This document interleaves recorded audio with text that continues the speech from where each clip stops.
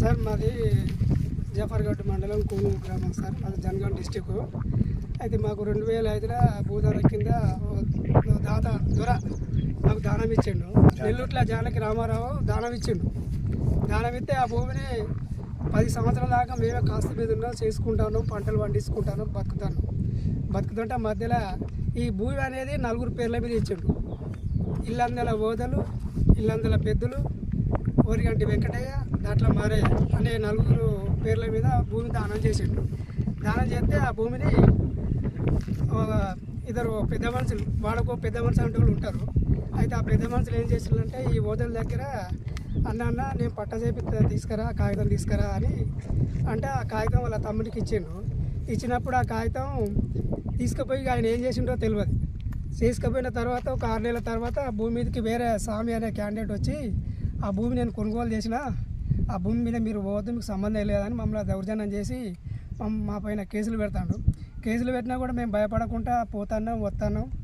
ఏమన్నా అంటే పోలీసు వాళ్ళు వస్తాను, కేసులు పెడతాను, బెదిరిస్తాను, లేకపోతే రౌడీ షీటర్ కేసు పెడతామని తాపకొకసారి జఫర్గఢ్ ఎస్ఐ గారు, పోయిన ఎస్ఐ గారు మమ్మల్ని బాగా ఒత్తిడి చేసింది సార్.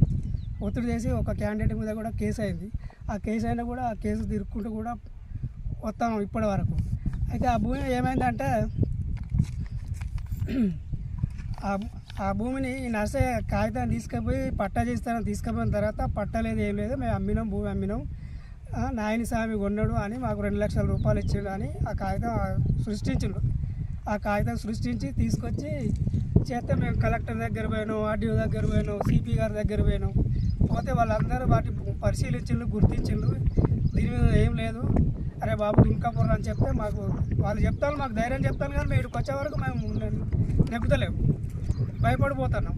ఇక భయపడిపోవట్లే అట్లా ఏం చేసినామంటే మేము కోర్టులో వేసినాం.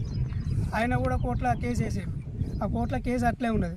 మరి నువ్వు దున్నకు, మేము దున్నప్పుడు నువ్వు కూడా దున్నకన్నా కూడా పోలీసు వాళ్ళు వస్తాను, ఆయనకే సపోర్ట్ చేస్తాను, దున్నుకో అని చెప్తాను సార్. మరి ఇది ఎక్కడ న్యాయమని మేము ప్రశ్నిస్తే ఎంఆర్ మేము కలెక్టర్ దగ్గర పోయి పిటిషన్ ఒక నెల రోజులు తిరిగినాం సార్.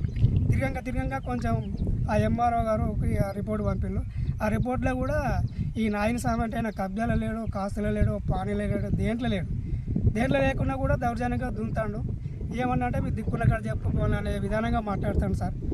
సార్ వదలంటేనే మనస్తాపం గురి 2-3 సంవత్సరాల కంచెలు రంజి పెట్టుకొని కులపోళ్ళు ఒత్తిడి చేస్తాను, నేను ఎట్లా చేయాలనేది తట్టుకోలేక ఎన్ని మందులు వాడినా కూడా కంట్రోల్ కాలే, పాపం మనస్తాపం చెంది చనిపోయాడు సార్. దాన్ని కూడా దృష్టిలో పెట్టుకుని న్యాయం చేయాలని ప్రార్థన చేస్తాను.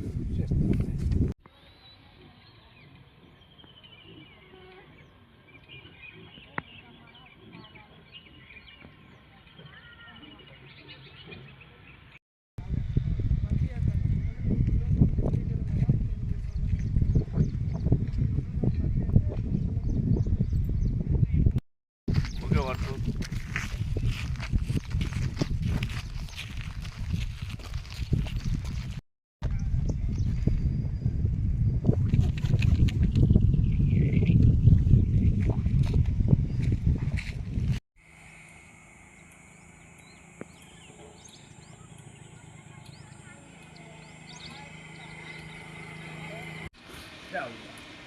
İyice böyle yapıyor.